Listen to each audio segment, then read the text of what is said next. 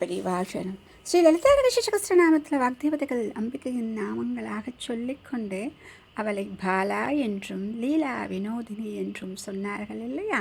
அடுத்ததாக பெண்களுக்குரிய அந்த பாக்கியத்தை கொடுக்கக்கூடிய ஒரு தாயாக சொல்லக்கூடிய அற்புதமான ஒரு நாமம்.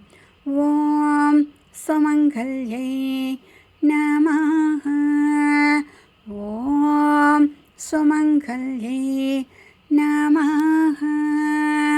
சுமங்கலி அப்படின்னு சொல்கிறதுக்கு என்ன சரியான அர்த்தம் சொல்லுவாங்க அப்படின்னா, கணவனோடு முறைப்படி சுகமாக வாழக்கூடிய மனைவிக்கு சுமங்கலி அப்படின்னு பெயராம். அப்போ மங்கள பொருட்கள் அப்படின்னு நம்ம சில வச்சுருப்போமே, அந்த மங்கள பொருட்கள் என்ற எவையெல்லாம் நாம் நினைக்கிறோமோ அவையெல்லாம் இப்படிப்பட்ட மனைவியை அடைந்து இன்னும் அழகை அடைகின்றன. அப்படிப்பட்ட சுமங்கலியின் வடிவத்தில் தேவி விளங்குகிறாள்.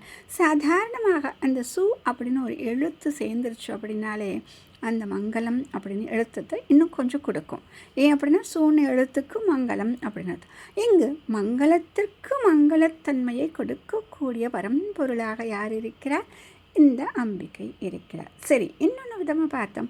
வாழ்க்கை நடைமுறையில் சிறப்பானவைகளை மங்களமானவைகளை மட்டும்தான் நாம் வைத்து கொண்டிருக்கிறோம்.